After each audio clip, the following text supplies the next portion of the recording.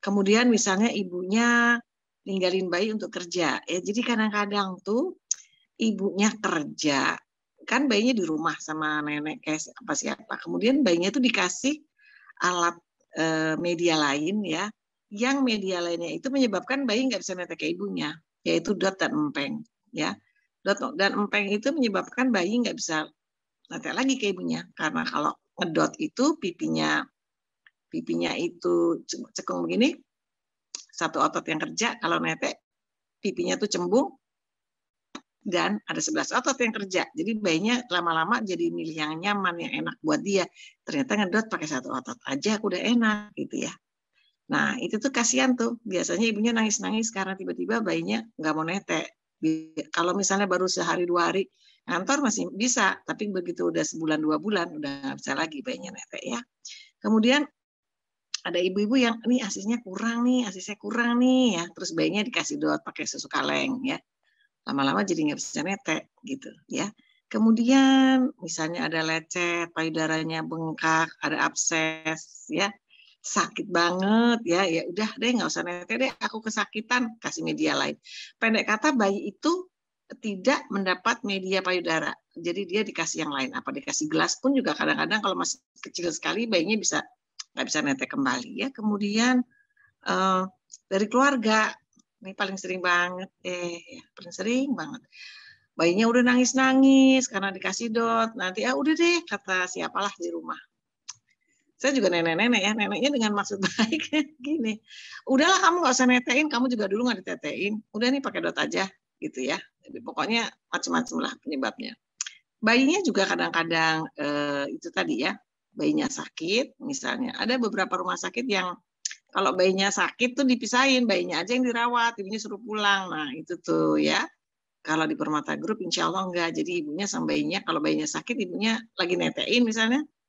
Misalnya bayinya sakit apa ya? Sakit demam berdarah deh gitu. Anaknya atau bayinya masih sakit demam berdarah. Ibunya boleh nemenin sama netein boleh. Bayinya diinfus ya diinfus aja, ibunya netein aja. Mudah-mudahan banyak sih udah rumah sakit yang seperti itu ya. Terus bayinya itu emang sejak awal tuh nggak bisa netek loh, lepas-lepas aja, lepas-lepas. Biasanya itu ada kelainan anatomi di bayinya yang tak ketahuan ya. Jadi mestinya bayi itu netek tuh mestinya begini di areola, bayinya tuh neteknya di ujung puting begini nih. Ya lepas-lepas, emang bayinya nggak bisa netek. Ibunya jadi gemes kepengen netein kok nggak bisa gitu ya. Datang deh ke kita, gimana nih dok, saya mau netein seperti itu. Kemudian juga lahir di rumah sakit yang tidak pro menyusui, jadi ada kamar bayi sehat. Bayinya nggak apa ya, abis lahiran tuh bayinya ditaruh di kamar lain, nggak sekamar sama ibunya. Ntar pas mau pulang baru ibu nih bayinya. Jadi ibunya sama bayinya di rumah sakit nggak belajar netek, ya proses menyusuinya nggak jalan. Di rumah baru ibunya kaget-kaget, waduh susah amat nih netein gitu ya.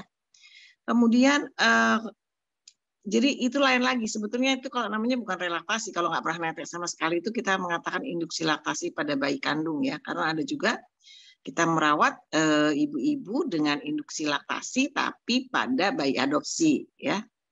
Kemudian ada situasi bencana. Biasalah ya kalau bencana itu orang jadi panik. Kemudian banyak orang datang-datang ke tempat bencana bawa susu formula berkardus-kardus. Tapi sekarang oleh pemerintah udah dilarang ya. Zaman dulu lah itu. Zaman lampau. Kemudian dikasih dot. Jadi akhirnya ibunya berebutan susu formula buat bayinya yang tadinya enak-enak netek, jadi sekarang nggak bisa netek. Kemudian datang, ini benar-benar terjadi. Saya ini udah 40 tahun ya jadi dokter, jadi benar-benar terjadi. Kemudian datang nangis-nangis sama saya, dokter, bayi saya kok jadi nggak bisa netek nih. Gimana caranya supaya kita bisa netek lagi ya? Lanjut. Ya, kenapa sih harus relaksasi? Udah aja kalau nggak bisa netek, kasih dot aja pakai susu kaleng ya. Tapi kenapa? Ternyata ASI itu adalah makanan yang terbaik dari bayi, bagi bayi ya. Jadi itu di dalam ASI kita, di dalam payudara tuh ya. Allah itu sudah nyiapin zat-zat bagus loh. Ada zat anti infeksi, zat anti alergi, ya, zat anti kanker. Wah, bener nih ASI bisa mencegah kanker. Oh iya, ya. Infeksi itu termasuk zat anti infeksi virus ya yang sekarang lagi ngetren. Nih virusnya lagi top hit dunia ya. Virus antivirus corona juga ada ya. Kemudian ada zat anti kencing manis macam-macam. Sehingga kita harus dong ngasih ASI rugi gitu. Jadi yang rugi itu adalah keluarga itu sendiri ya, bayinya. Kemudian banyak ibu-ibu ya udah deh dok, saya pompa-pompa aja. Apa sih bahayanya? Karena nanti bayinya itu nggak jadi ada ikatan batin antara ibu dengan bayi ya. Jadi bukan hanya ngasih, maaf saya nggak sepakat dengan kata-kata ASI eksklusif ya. Kata-katanya itu menyusui eksklusif atau kata-katanya itu breastfeeding bukan breast milk. Ya, jadi ada bonding, ada ikatan batin ibu dan bayi, sehingga bayinya nanti akan bertumbuh kembang dengan baik, ibunya juga jadi happy sekali. Siapa sahabat permata yang lagi netein langsung ya, tentu ngerasain ya, enak sekali, luar biasa lah bahagianya ya. Lanjut.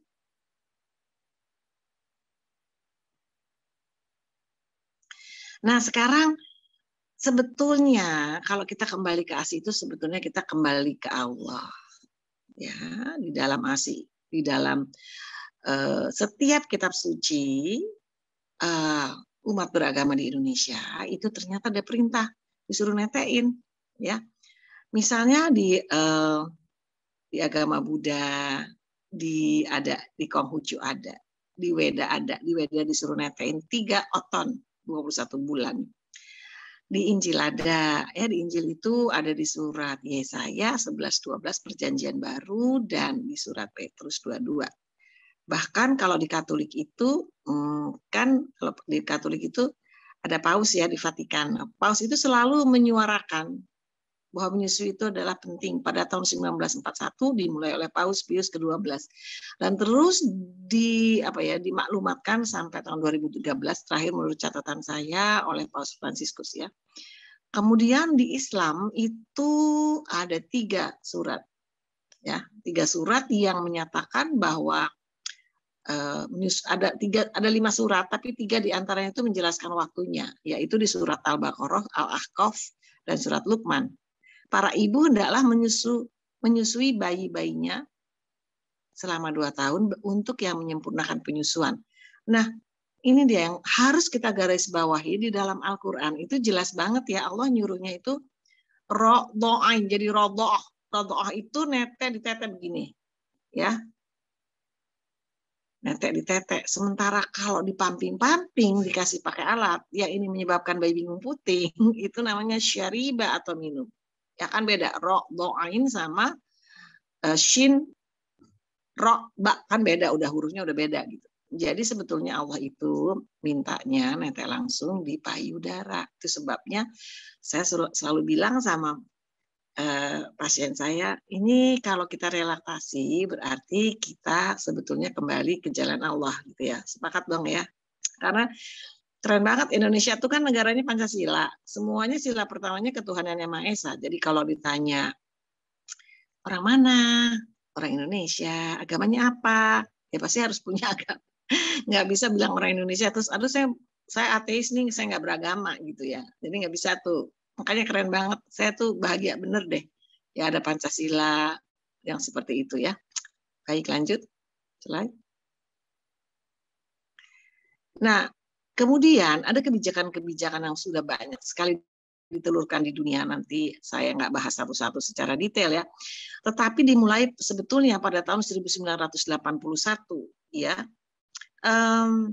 bahwa mengatur kode pemasaran susu formula, karena susu formula itu pertama kali di dunia ada tahun 1867 yang buat pertama kali namanya Henry Nestle di Jerman.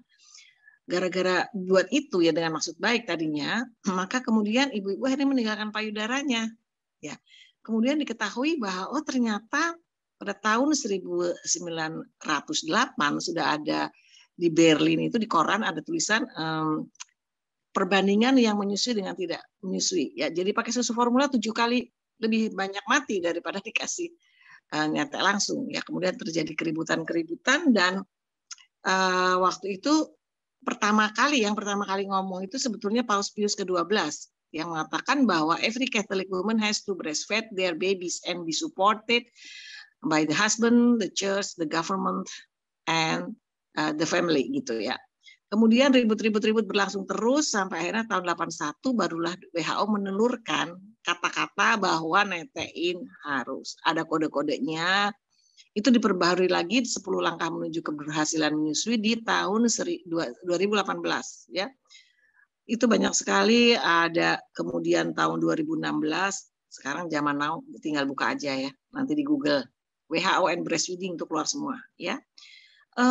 World Health Assembly itu mengatakan nggak boleh loh kita misalnya mempromosikan susu formula dan makanan instan bayi sampai usia 3 tahun. Di Indonesia ada peraturannya, ada. Peraturan menteri mengatakan tidak boleh sampai 1 tahun. Ya, di Indonesia lumayan lah ya, daripada nggak ada ya. Lanjut.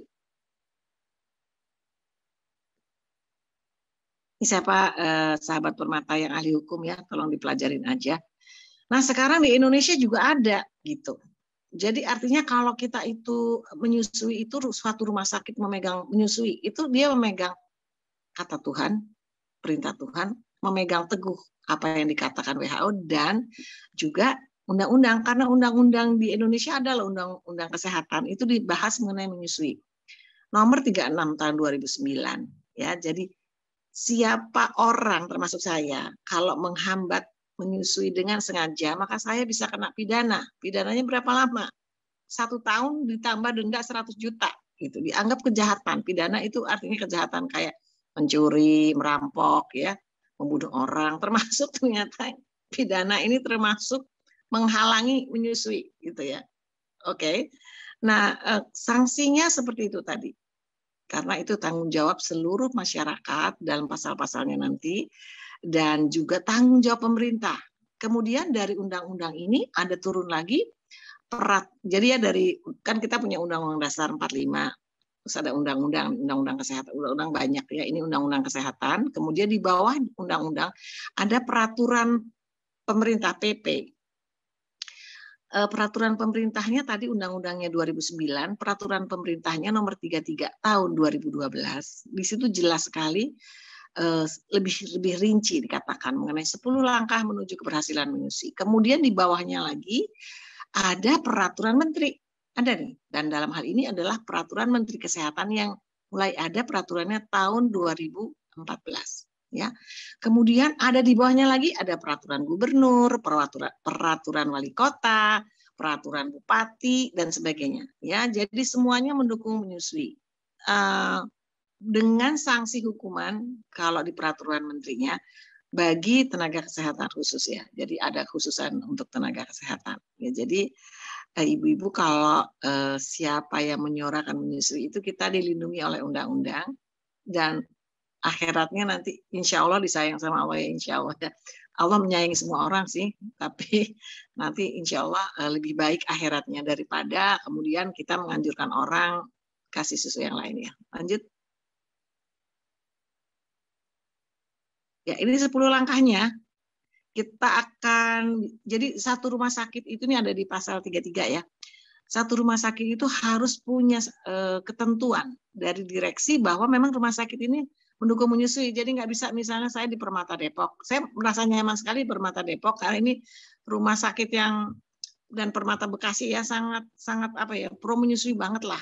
Nggak ada kamar bayi sehat, semua tenaga dilatih. Ya. Langkah kedua itu kita melakukan pelatihan terus-menerus kepada seluruh karyawan ya. Karyawan itu termasuk misalnya security, dilatih juga nggak? Iya dong, supaya security-nya ntar kalau lihat ibu-ibu lagi, gimana Bu? Nentein aja Bu, Ibu ke klinik laktasi belajar nentek misalnya. Jadi semua beraura menyusui ya. Atau saya bilang menjalankan perintah Allah dan perintah negara gitu ya.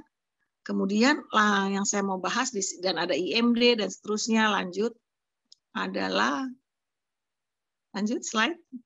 Adalah langkah 9 tidak memberikan dot atau kempeng. Keren banget kan Indonesia punya loh peraturan kayak gini. Ini peraturannya tertulis di dalam peraturan pemerintah yang tanda tangan waktu itu Presiden tahun 2012 Pak Susilo Bambang Yudhoyono ya. Jadi kalau dipikir-pikir ngapain sih kok Presiden sampai ngurus-ngurusin nenek, karena nanti manusia Indonesianya yang lahir akan lebih berkualitas gitu ya.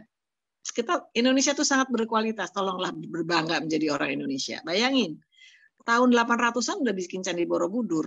Itu kalau orang zaman itu belum ada susu kaleng ya. Kalau jadi mereka pintar sekali dengan segala macam motif, misalnya batik. Batik itu kan motifnya Masya Allah luar biasa. songket-songket dari Sumatera Barat, dari Aceh, dari mana-mana ya, baju-baju yang di Kalimantan Timur. Saya kalau nggak sebutin yang lain, pokoknya banyak banget ya. Indonesia tuh luar biasa, keren banget. Itu kalau orangnya nggak ditetein, nggak bisa lo punya ide bikin, oh ini teruntum, oh ini parang, ini segala macam. Ya, itu adalah hasil nenek moyang kita yang dulu ditetein. Bikin candi, saya tuh kalau ke Candi Borobudur atau Prambanan bingung-bingung, ini orang bikin kayak gini gimana caranya ya kan? Karena mereka cerdas sekali, ya kan? Jadi dan mereka berwise ya, bijaksana. Indonesia tuh terkenal orangnya ramah-ramah, jarang ngomel-ngomel, bener ya? Kayak berantem, pukul-pukulan, bunuh-bunuhan juga jarang. Lanjut ya, silakan.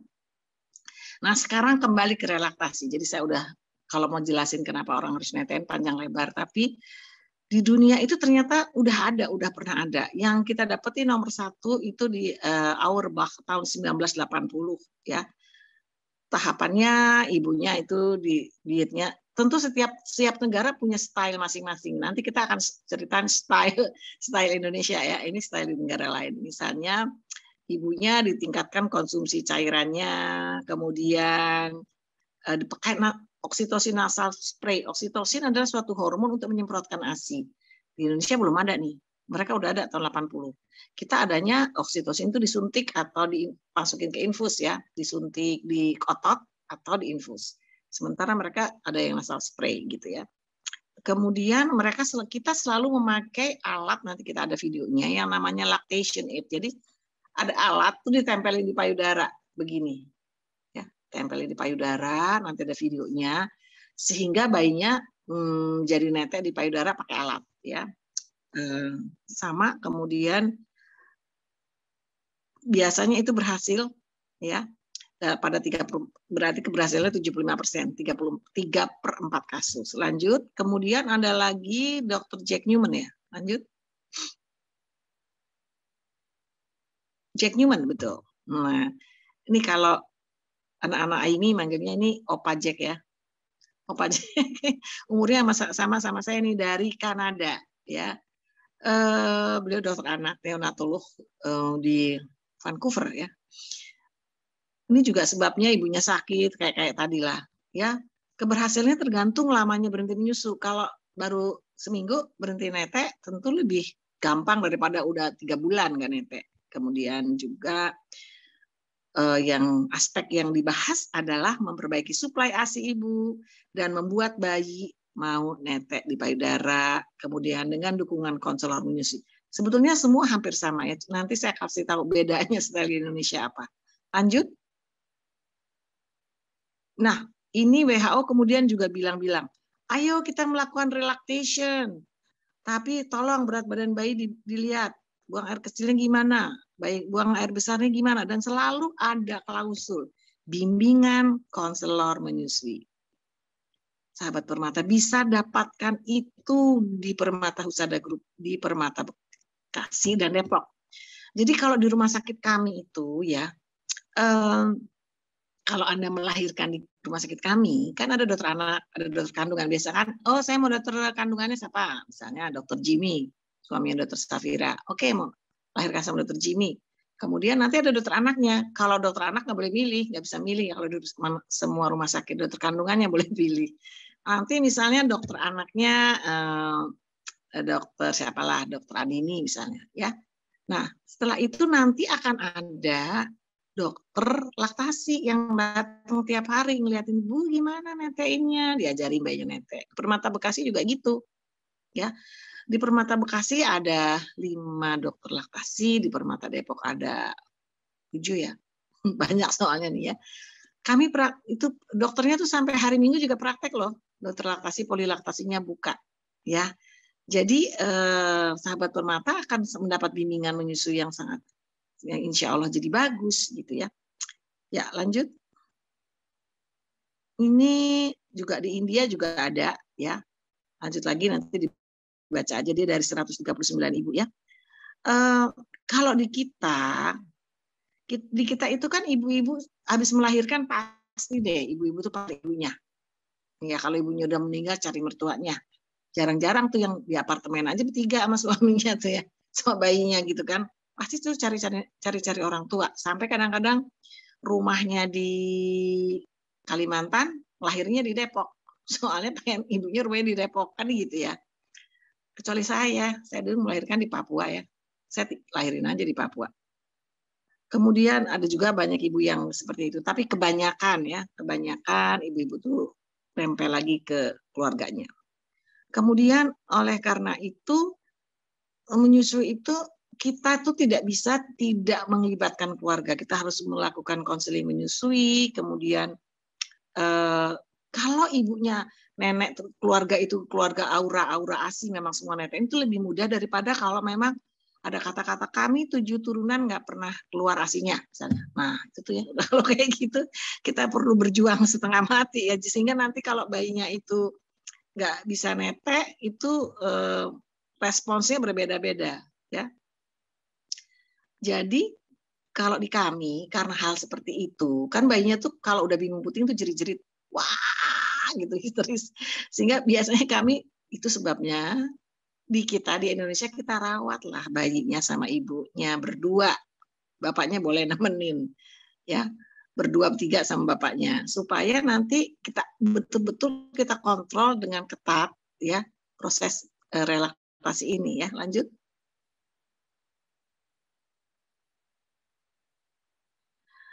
Nah, metodenya nama saya nih yang dipakai. Kenapa? Karena waktu saya di rumah sakit lain, waktu itu direktur saya sekarang udah almarhum ya, aduh masya Allah, Dr. Gatot yang saya hormati ya. Beliau mengatakan Mbak Rini masukin aja deh ke kementerian ini, kemudian dibantu sama salah satu konselor di Permata Bekasi sekarang, Dr. Aini ya, kita daftarkan ke Kementerian Huk dan HAM. Kemudian berlakulah metode ini dinamain sama mereka juga, yang berlaku sampai saya mati plus 70 tahun. Apa sih itu ya? Kita melakukan skin to skin ibu begini sama bayinya. Bayinya bugil loh nih, makanya bayinya bugil. Bayinya bugil pakai popok doang, ibunya juga bugil, nanti ada videonya, jadi ibunya nggak pakai BH ya, dibuka, ditempelin gini bayinya supaya skin to skin ya. Kemudian nanti dipasangin kain ya. Jadi skin to skin itu bayinya, ibu sama bayi itu honeymoon, ini baby moon.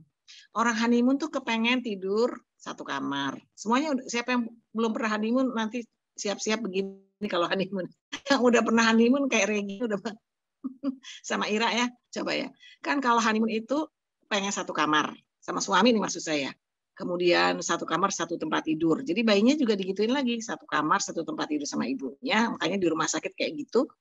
Lampunya redup-redup, jadi jangan terang kayak di sini ya, redup-redup. Kalau orang honeymoon senang redup-redup, kemudian sepi-sepi, orang honeymoon kan senangnya sepi-sepi, bayinya juga senang sepi-sepi, agak redup-redup. Kemudian ini dia, orang honeymoon itu senang nggak pakai baju, bener nggak? Ini biar jelas aja. Bukan saya mau bicara nggak bagus ya, tapi supaya jelas. Jadi bayi sama ibu tuh juga akan lebih bergairah bayinya netek kalau dia skin to skin sama ibunya. Ibunya juga merasa nyaman, aman, damai kalau bayinya lekat sama dia. Karena kalau biasanya bingung puting tuh bayinya udah dikasih dot sama orang lain, sama pembantunya kek, sama neneknya kek. Nah, jadi bayinya bingung, mak gue yang mana, mak saya yang mana, yang itu yang ininya. Jadi kalau seperti ini, dia tahu, oh ibu saya yang ini, yang dulu dalam kandungan saya dengar suaranya kayak gini rupanya, kan? Yang suka nyanyi-nyanyiin doa-doain saya, ini dia nih ibu saya. Nah, biasanya prosedur ini juga bayinya kamuk-kamuk dulu ya, tapi udah skin to skin itu 24 jam loh nih, kecuali ibunya mandi ya. Nah, sekarang lama-lama bayinya mau ngisep nih, bayi udah mau ngisep tapi masih ngamuk. Kemudian kalau tadinya bayinya ngamuk total ya karena dot, kita kasih ganti pakai gelas. Kalau tadinya ngamuk total karena gelas, kita ganti pakai pipet, apapun. Pokoknya di apa ya, diputusin cintanya sama benda media yang sebelumnya ya. Kemudian bayinya juga kalau diperlukan kita kasih obat supaya agak tenang. Tapi bukan obat penenang, obat gatal biasa, obat gatal ya. Jadi ingat ya, bukan obat penenang. Kami tidak memberikan obat penenang pada bayi. Kemudian setelah itu susu formula tuh ya, kan terpaksa nih misalnya ibunya tuh asinya udah dikit banget karena anaknya nggak pernah netek lagi. Ya, jadi kan kita harus pasang alat itu diisi apa? Diisi kalau ibunya asinya masih banyak, kita isi dong pakai asi ibunya aja. Tapi kalau misalnya ASInya itu udah nggak ada sama sekali atau udah dikit banget, misalnya bayinya tuh udah umur 6 bulan. Udah umur 6 bulan nih nggak pernah netek dari umur sebulan misalnya, udah 5 bulan nggak netek ya. Nanti videonya kayak gitu nanti saya liatin ya. Bayinya tuh jerit-jerit, si ibunya ASInya udah tinggal titik sedikit kayak embun. Jadi kita terpaksa pakai cari ASI donor. Cari ASI donor. Wah, susah. Pakai susu formula boleh. Tapi susu formulanya itu yang pahit. Karena kalau pakai susu formula yang manis, bayinya sakau, nggak bisa dilepasin dari susu yang manis itu. Ya, lanjut. Jadi bedanya sama yang lain, kami merawat ya. Slide lanjut. Kemudian setelah lama-lama, nanti kita lihat ini metodenya yang tadi saya bilang ya. Ada. Lanjut. Lama-lama bayinya mau ngisep. Nah, ini kayak gini, kontak kulit ke kulit sampai pun tidur kecuali ibunya mandi ya. Kalau ibunya mandi, skin to skin sama ayah. Lanjut. Nah, ini alat yang tadi ya. Alatnya itu kita tempelin. Ini kan ada susu ya di dalam tabung. Susunya itu ditempelin ke ada selang, selangnya ditempelin ke payudara ya. Supaya bayinya mau ngisep nanti ya. Lanjut. Terus bisa juga pakai alat sederhana itu, spet gitu. Pakai plester ya. Bisa juga. Lanjut. Ini biasa kalau ASI ibunya udah banyak. Ya, lanjut lagi, bisa pakai gini, pakai plastik, pakai gelas juga bisa ya. Macam-macam boleh, pakai gelas tuh boleh. Santai aja sehingga kami dari Perinasia ya, murid-murid Perinasia di seluruh Indonesia, di Papua juga bisa ngerjain begini, nggak usah harus ke Jakarta sebetulnya ya. Lanjut. Ini juga, nah dia kita tempelin dia di sini. Tuh, kalau ini pasien saya yang alat bantu laktasinya ini seperti ini karena dipakai cuma saat dirawat karena ASI-nya banyak banget ya. Jadi cuma dirawat 2 hari ini udah bisa netek bayinya ya. Lanjut. Nah, ini adalah paper yang saya buat bersama tim saya yang cantik-cantik, Ratih, Wati, Hani, dan saya. Sudah dimasukkan ke jurnal di Amerika ya, Clinical Lactation.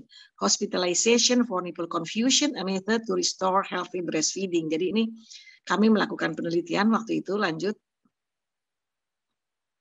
Jadi ini sudah saya bawakan tadi yang dibacain Regi, ya banyak-banyak tuh di Denver, di mana lagi ya, lupa saya deh, pokoknya di mana-mana deh tuh ya. Ini kita ada 58 pasien ya yang mengalami bingung puting dan ternyata semuanya bisa menetes dengan baik dengan hasil 91,4% ya. Lanjut. 56 itu bingung puting karena dot, 1 karena gelas dan 1 karena nipple sheath. Mohon lanjut. Slide. Ya, ini adalah success rate. Kita lihat ya, semakin kecil umur bayi, semakin muda bayinya, maka success rate-nya semakin gede. Ya. Hah? Ya, jadi semakin kecil bayinya, maka success rate-nya semakin besar. Jadi success rate-nya beda, bayi 11 bulan dengan bayi 1 bulan ya. Kemudian juga ada hasilnya di situ bahwa keberhasilannya, nah ini kelama rawat biasa tuh bapak-bapak sama ibu kalau disuruh rawat, apalagi masa pandemi ya, aduh gitu ya. Ini kita lihat biasanya paling lama itu cuma 1 malam kok, 1 hari ya. Yang paling lama kita rawat 5 hari ya. Jadi length of hospitalization-nya cuma sebentar. Kalau nanti sahabat permata mau relaktasi, datang aja nggak usah ketakutan ya. Karena sebelum dirawat tuh nanti kita swab dulu. Dan di rumah sakit kami, itu kami semua udah divaksin. Bahkan nanti mau yang ketiga. Yang divaksin cuma dokter sama susternya. Oh enggak, semuanya. Yang nyapu-nyapu divaksin, yang jaga-jaga security divaksin, tukang parkir divaksin, semua sudah divaksin. Justru sebetulnya pengunjungnya ini yang nggak tahu udah divaksin apa belum ya. Apa boleh nih sekarang? Siapa yang mau masuk rumah sakit harus divaksin dulu kayak masuk mall, nggak tahu nih ya. Mungkin lama-lama ada peraturan kayak gitu. nggak juga lah kali ya mempersulit orang. Jadi silakan datang aja, ya kita rawat dengan bahagia, mudah-mudahan berhasil. Slide lanjut. Nah ini kepustakaannya lanjut. Oke, terima kasih Dr. Asti Praborini, spesialis anak IBCLC atas pemaparannya. Nah, selanjutnya untuk narasumber kedua, kita akan saya akan memperkenalkan dengan Dr. Aidila Septarini, spesialis anak, dokter spesialis anak, konselor laktasi di Rumah Sakit Permata Bekasi, dan beliau adalah Ketua Tim Laktasi Rumah Sakit Permata Bekasi. Nah, sekarang kita, Dr. Ai, apa sudah ada di tempat? Nah, dokter cantik nih ya dari Bekasi. Mungkin teman-teman di sini juga ada yang pasien dokter Dila dan udah pernah ketemu. Nah, sekarang kita mulai pemaparan ya, dokter. Ya, terima kasih Dokter Regia. Assalamualaikum warahmatullahi wabarakatuh. Terima kasih buat Permata Group atas kesempatan bagi saya. Di sini saya akan memaparkan mengenai ibu menyusui dan COVID-19. Ya, berikutnya. Saya yakin kita semua di sini sudah tahu ya, pasti namanya COVID-19 ini sudah jadi pandemi di Indonesia maupun di seluruh dunia sejak kira-kira 1,5 tahun terakhir ya, kalau di Indonesia sudah sejak Maret 2020, tapi sebenarnya virus ini sudah ada sejak dari Desember 2019. Ya, memang baru muncul pertama kali ada di Wuhan atau Cina ya. Ya. Gejalanya memang bervariasi. Yang kita tahu mayoritas mengalami gejala yang ringan atau OTG itu sekitar 80% ya. Yang 20% akan mengalami gejala yang cukup sedang berat, yang bisa mengalami sampai dirawat di rumah sakit, dan angka kematian juga bervariasi antara 2-3%. Gejala ringan bisa berupa demam, batuk pilek, mual muntah, diare, sakit kepala, lemas, anosmia, dan gejala sedang berat yang umumnya memerlukan rawat di rumah sakit sampai pasien mengalami sesak napas, penurunan saturasi, dehidrasi, dan kadang-kadang bisa menyebabkan kematian sampai gagal napas. Penularan kita semua sudah tahu ya, ini umumnya dari droplet atau dari percikan cairan dari saluran pernapasan yang keluar bisa saat berbicara, saat bersin, batuk, itu bisa yang kemudian berada di permukaan-permukaan yang bisa di telapak tangan, jadi dari jabat tangan kita juga bisa menulari ya, atau mungkin dari permukaan-permukaan seperti meja atau permukaan lain yang terkena cairan pernapasan dari pasien COVID-19. Berikutnya. Nah, tadi sebelum saya Dr. Asti Praborini, guru saya juga, itu sudah memaparkan mengenai alasan mengapa sih kita menyusui ya. Jadi alasan nomor 1 adalah memang jelas perintah agama. Semua agama di Indonesia memerintahkan kita untuk menyusui. Tidak mungkin namanya Allah, Tuhan memerintahkan sesuatu yang tidak ada manfaatnya bagi anak maupun bagi ibunya. Manfaatnya kita semua di sini tentu saja sudah tahu ya, tidak hanya untuk bayi, tapi juga untuk ibu. Dan umumnya ini juga akan bermanfaat sebagai keluarga dan juga sebagai negara. Berikutnya. Nah, ini yang pertama kita perlu ketahui. Ini prinsip, ini penting. Kenapa? Karena yang namanya menyusui dan COVID ini sepertinya umumnya ibu-ibu banyak yang takut ya. Saya takut kalau misalnya saya positif COVID-19, saya takut menulari bayi saya dan nanti bayi saya sakit, yang mungkin khawatir bayinya dirawat di rumah sakit, atau mungkin jangan-jangan sampai membahayakan jiwa atau membahayakan nyawa anak saya. Nah, ini kita semua tahu. Banyak keraguan dari ibu-ibu yang menyusui yang sakit, yang pada akhirnya juga menyebabkan petugas kesehatan juga ikut ragu. Kira-kira boleh nggak nih ya ibu-ibu menyusui yang positif COVID-19 ini menyusui anaknya? Nah, ini kita kalau belum paham, belum hatam banget manfaat menyusui, jadi kita dengan ya mungkin agak dengan lebih mudah, udah pisah aja, udah bayinya dititipin aja dulu di orang lain sampai ibunya sembuh, nanti dikembalikan ke ibunya lagi. Ternyata tidak semudah itu, tidak sesimpel itu. Jadi kita harus tahu dulu nih, karena kegagalan dalam mempertahankan menyusui ini sangat-sangat berisiko bagi bayi, karena kita semua tahu ya namanya ASI itu sangat-sangat sekali banyak mengandung antibodi dan juga merupakan sumber nutrisi utama buat bayi. Yang jelas nutrisi utama ya mengandung karbohidrat, protein, lemak, vitamin, mineral, semua terkandung di dalam ASI. Oke, jadi pertama kita harus ketahui ya, ini sudah alhamdulillah sudah satu tahun setengah terjadi pandemi COVID-19 di seluruh dunia. Jadi sudah banyak sekali penelitian. Jadi ibu-ibu yang positif COVID-19 ini ASI-nya diperah, terus kemudian dilihat di bawah mikroskop, dan alhamdulillah ternyata tidak terdeteksi satupun virus COVID-19 di dalam ASI ibu yang terkonfirmasi positif COVID-19. Oleh karena itu sudah terbukti bahwa ASI tidak menulari penyakit COVID-19. Nah, sekarang gimana nih kalau misalnya kita pisah aja deh ya ibu sama bayi, karena kan kita tahu tadi dari droplet saluran pernafasan ibu masih mungkin bisa menulari ke bayi. Nah, jadi kita perlu tahu dulu nih, kan tadi kalau manfaat ASI, manfaat menyusui sudah dibahas oleh Dr. Asih Praborini ya. Nah, sekarang kalau ibu dan bayi dipisah, apa sih risikonya? Ini kita harus tahu dulu. Yang nomor satu adalah jika bayi dipisah dari ibunya, bayi tentu saja akan dititipkan ke orang lain selain ibunya. Nah, dititipkan oleh orang lain ini bisa saja anggota keluarga lainnya yang kita tidak tahu status dirinya apakah dia COVID-19 juga atau tidak. Karena kita tahu sendiri kalau OTG ini orang tanpa gejala ini kan banyak sekali ya. Apakah orang yang dititipkan itu nanti dilakukan swab, apakah memang statusnya pasti COVID-19 negatif.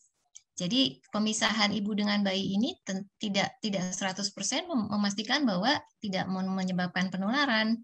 Karena kalau bayi dititipkan ke orang lain, misalnya neneknya, kakeknya, atau misalnya ayahnya, yang bisa saja mungkin juga mengalami COVID-19 yang tanpa gejala. Jadi justru bayi tetap bisa terpapar dari orang lain yang bukan ibunya. Dan yang kedua namanya bayi baru lahir. Bayi baru lahir ini kan semua sudah tahu ya, paling baik adalah dilakukan IMD atau inisiasi menyusui dini.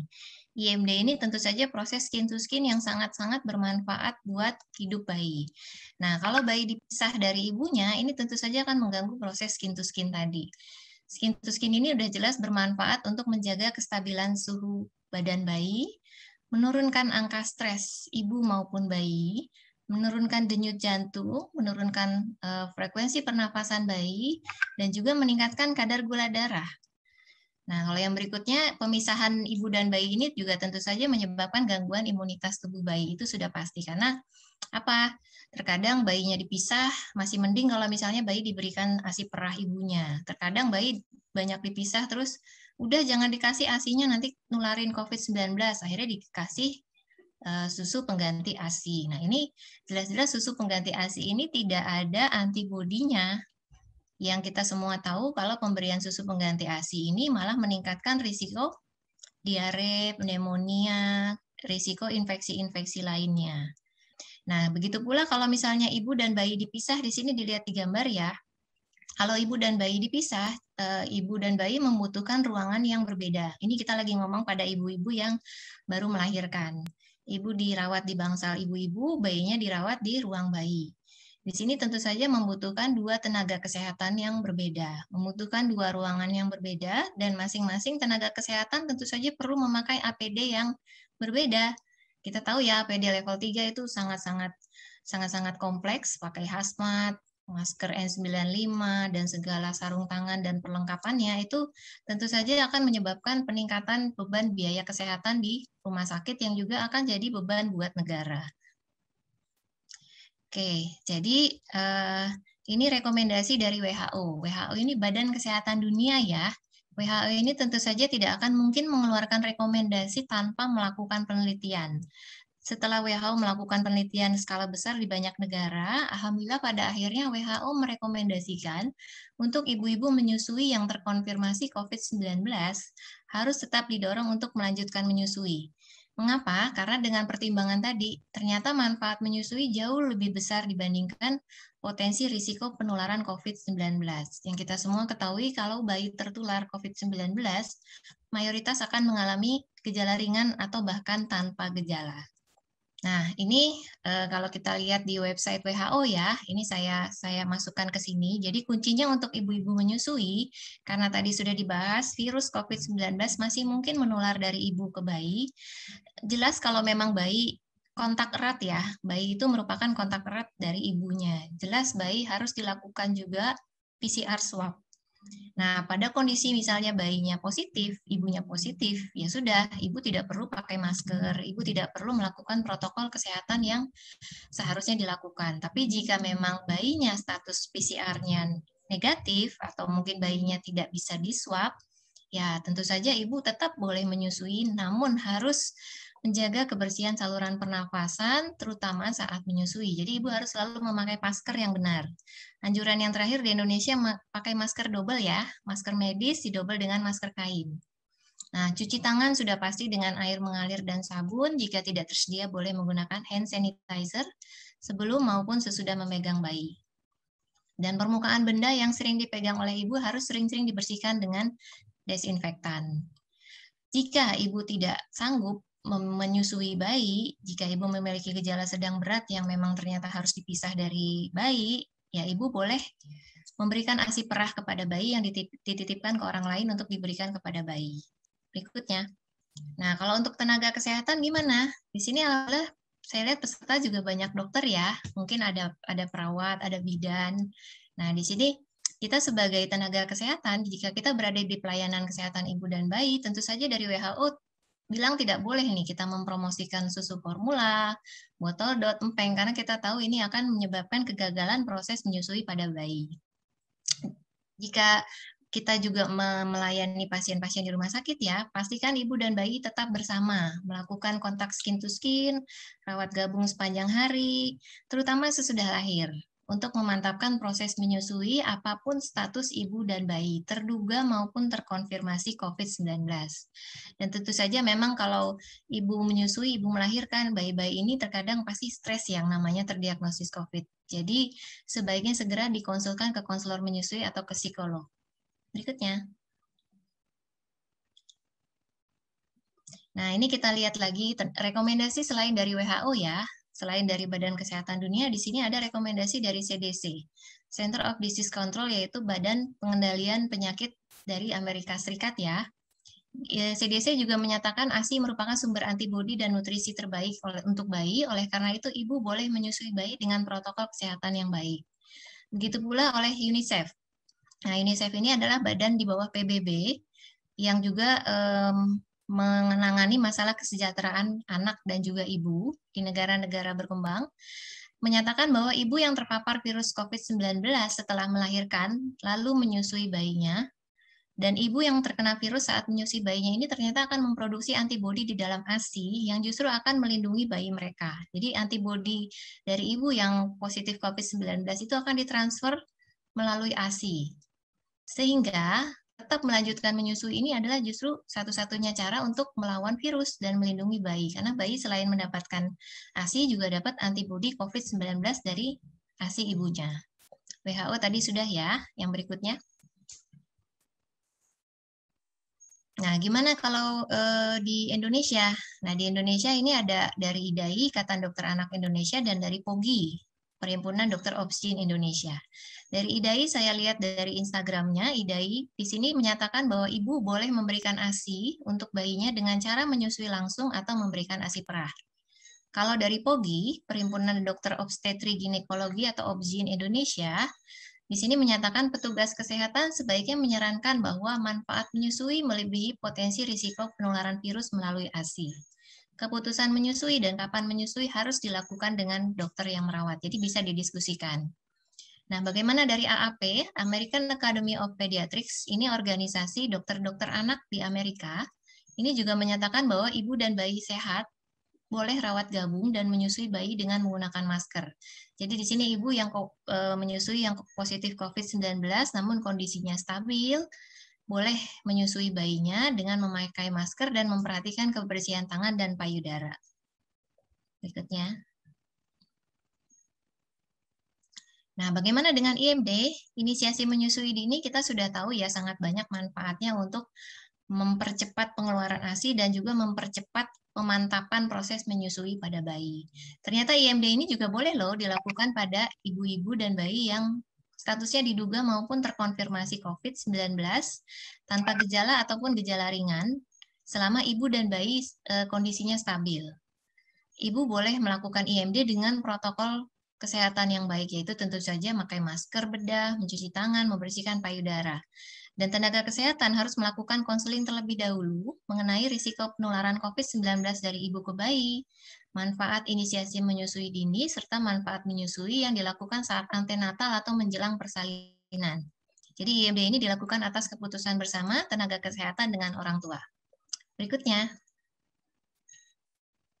Nah, bagaimana rawat gabung? Nah, rawat gabung ini juga sebenarnya bisa dilakukan, namun dengan syarat rawat gabung ini hanya bisa kalau kamar rawat gabungnya ini satu kamar hanya ditempati oleh satu orang ibu dan juga bayinya. Berikutnya. Nah, jadi kesimpulannya saya ulangin lagi ya. Jadi, ibu positif COVID-19 yang menyusui ini boleh sekali menyusui, tentu saja ya, karena manfaat menyusui lebih besar dibandingkan risiko bayi tertular COVID-19. Namun ini juga harus melihat seberapa berat gejala COVID-19 yang ibu rasakan. Sudah jelas sampai saat ini virus COVID-19 ini belum ditemukan di dalam ASI. Jadi risiko penularan ini berasal dari droplet saluran pernapasan ibu, bukan dari ASI. Berikutnya. Nah, ini jelas. Kalau ibu yang tanpa gejala atau gejala ringan yang umumnya mayoritas melakukan isolasi mandiri di rumah, ibu ini boleh menyusui langsung bayinya. Dan ibu juga boleh merawat bayinya secara langsung. Namun, tapi kembali ya, bayi dilakukan pemeriksaan PCR swab wajib karena bayi juga merupakan kontak erat. Berikutnya. Nah, bagaimana kalau ibunya gejalanya sedang berat, jadi terpaksa ibu harus dirawat di rumah sakit, bayinya sehat-sehat di rumah saja.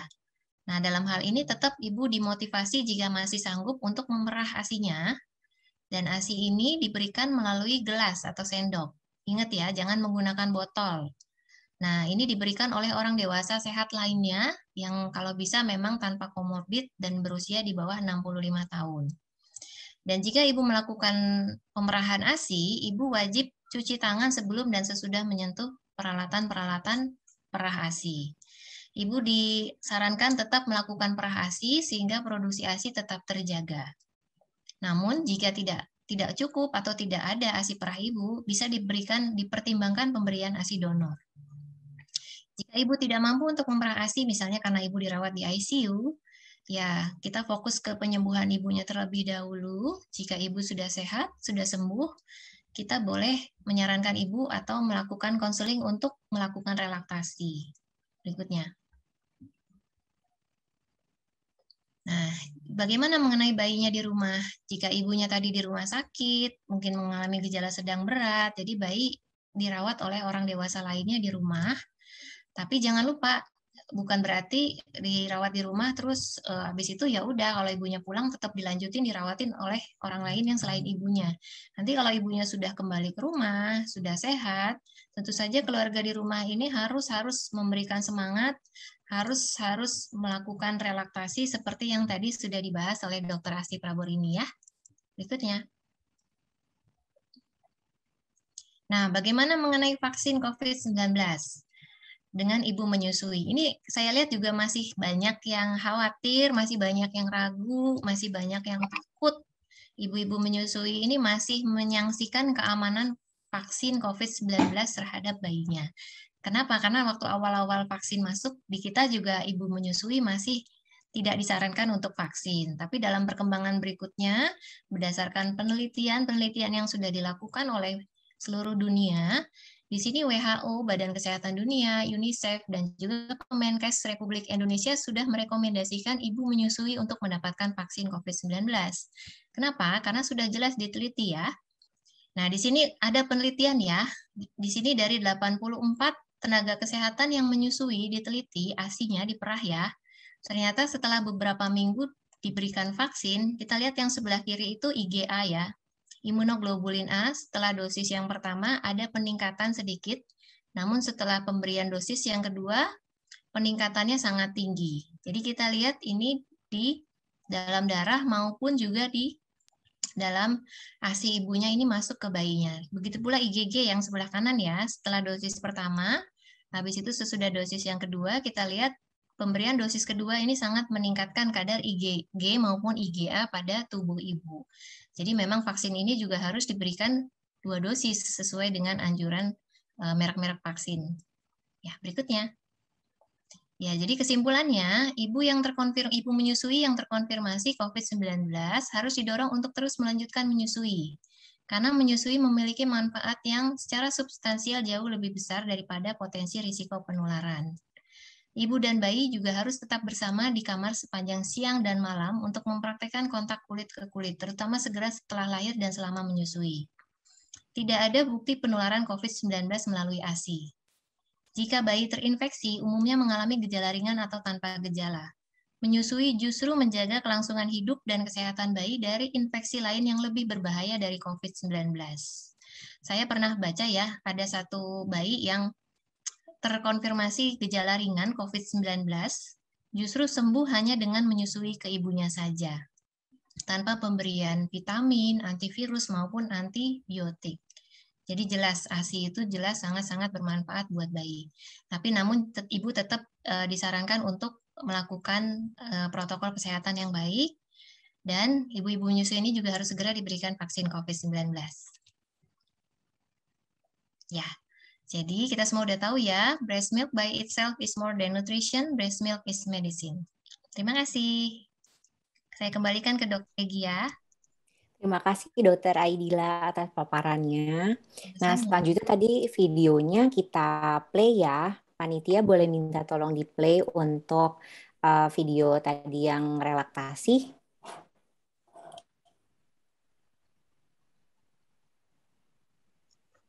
Oke, pakai narasi sedikit dari saya boleh ya, izin ya Regia. Boleh, monggo dok.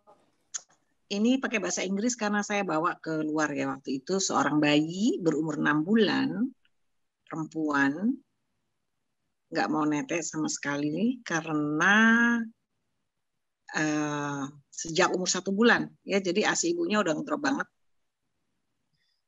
Dia punya kebetulan ada tongtai dan litai, kemudian ibunya ASI-nya udah berkurang. Ini hari pertama, biasanya bayinya ngamuk berat dulu ya.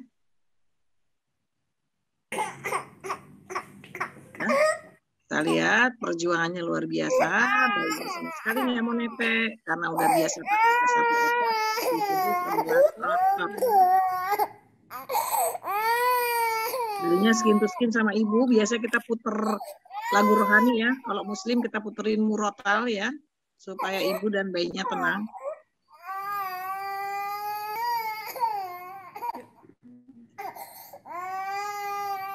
Nah, ini biasanya kayak gini nih yang terus pada itu tuh, pada dok saya mau minta pulang aja gitu kalau nggak terlalu semangat ya.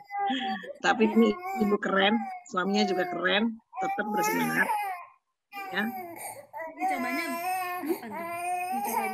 coba kayak gini gitu. Nanti saya mau nepe waktu lagi ngantuk-ngantuk. Nah, ini kejadian masih ada Dokter Firana nih 3 tahun yang lalu ya. Tadi ada tuh Ibu Anissa nanya bayinya 4,5 bulan bisa nggak? Bisa ya. Kan anak kandung, anak adopsi aja kita punya pasien umur 10 bulan anak adopsi bisa ya. Tapi niatnya harus kuat. Nah, lama-lama bayinya udah deh jadi jinak sama ibunya. Ya. Anaknya udah gede loh tuh, lihat tuh udah 6 bulan ya. Pakai sling ya, apa itu kain jari ya kalau bahasa Jawa ya. Terus pakai kimono, kimononya ada di rumah sakit udah disiapin ya. Nah kalau di masa pandemi ini sekarang, jadi kalau ada yang nanya biaya tadi ya, nanya biaya bisa di kelas 1, kelas 2, kelas 3 boleh, di VIP, super VIP juga boleh ya. Nah terus bayinya itu kita kasih gelas karena kan dia pakai bingungnya bingung dot, jadi kita pakai gelas supaya bayinya tetap minum ya. Yang ngasih minumnya tuh si bapaknya nih, jangan ibunya. Kalau ibunya netein, jadi kalau ada neneknya neneknya. Cuman lagi masa pandemi ini kalau di kelas VIP atau aja ya yang bisa ditemenin bapaknya, atau di kelas 2 atau 3 kalau sebelahnya kosong. Kalau misalnya kosong, kalau nggak kosong lagi pandemi jadi sendirian nih ibunya. Itu bapaknya keren kan, Masya Allah bapak-bapak. Nah lama-lama nyerah deh bayinya. The baby was finally willing to latch at the breast while she was sleeping. Jadi biasa lagi ngantuk, baru tuh dia mau netek. Ya, malam-malam biasanya tuh. Tuh, diputerin lagu Dua Mata Saya. Kata ibunya senangnya lagu itu. Ya.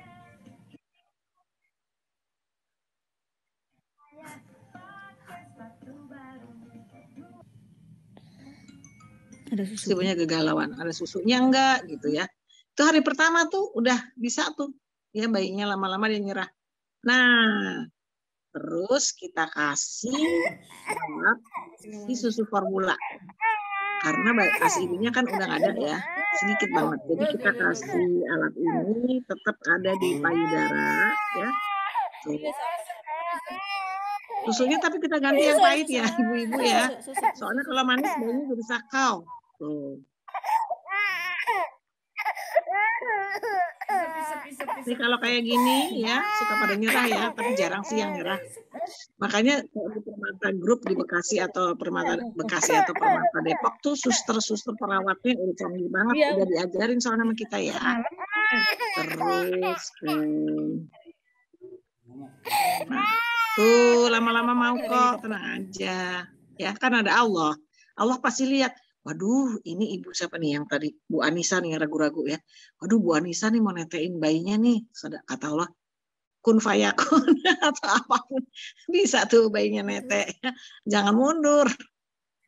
Ya, karena ada yang tanya biaya. Lebih mahal kalau nggak netein, ntar anaknya kena penyakit macam-macam, ibunya kena penyakit macam-macam. Ya. Nah, ini hari ketiga nih.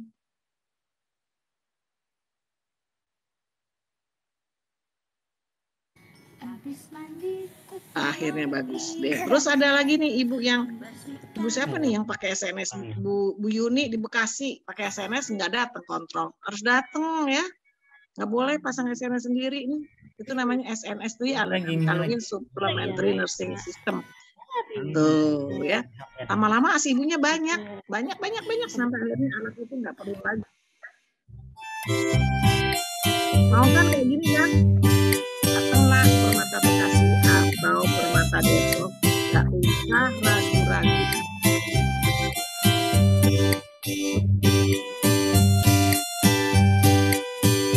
Ya, jadi siapa tuh yang ragu-ragu tuh? Anissa, siapa lagi tuh? Ya, jangan ragu-ragu, datang aja. Jangan ketakutan sama COVID. Menurut saya ya kita lebih takut loh kalau jalan-jalan ke tempat lain daripada ke rumah sakit. Rumah sakit kan tadi saya udah bilang semuanya udah divaksin. Semuanya udah divaksin sampai ke security, sampai tukang parkir pun. Jadi nggak usah takut, datang aja, ya. Jangan terlalu takut, apalagi kalau diri kalian juga udah divaksin. Silakan ya, datang ya, siapa yang mau relaksasi. Makasih Regia, silakan. Terima kasih Dokter ini. Selanjutnya setelah pemaparan dan pemutaran video dari kedua narasumber kita hari ini, nanti untuk pertanyaan kita akan boleh ditanyakan ya di kolom chat. Nah, selanjutnya saya kembalikan terlebih dahulu sebelum akhirnya memasuki pemaparan yang ketiga ya dari sharing session sekaligus talk show dengan Bu Vicky, salah satu pasien kami yang terkonfirmasi positif COVID dan masih tetap menyusui.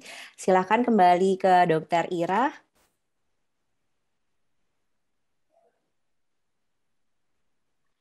Baik, terima kasih Dokter Regia. Wah, luar biasa ya Dok pemaparannya tadi dari expert speakers kami dan juga video dari Dokter Asti. Baik, saya izin share screen. Baik, sahabat Permata, izinkan saya untuk menerangkan beberapa tentang Pekan Menyusui Sedunia 2021 dari Rumah Sakit Permata Group, dan juga nanti ada promo-promo yang sahabat Permata perlu perhatikan nih, karena menjadi salah satu pertanyaan di giveaway kami pada malam hari ini. Jadi ini merupakan acara puncak kami, sahabat Permata. Jadi kami sudah menjalaninya selama 7 hari, hari ini hari ke-7, jadi 6 hari kemarin itu kami sudah mengadakan Instagram Live Series dengan 6 dokter dari Rumah Sakit Permata Depok maupun Rumah Sakit Permata Bekasi yang sahabat Permata bisa saksikan rekaman video ulangnya itu di IGTV Instagram Rumah Sakit Permata Depok maupun Bekasi.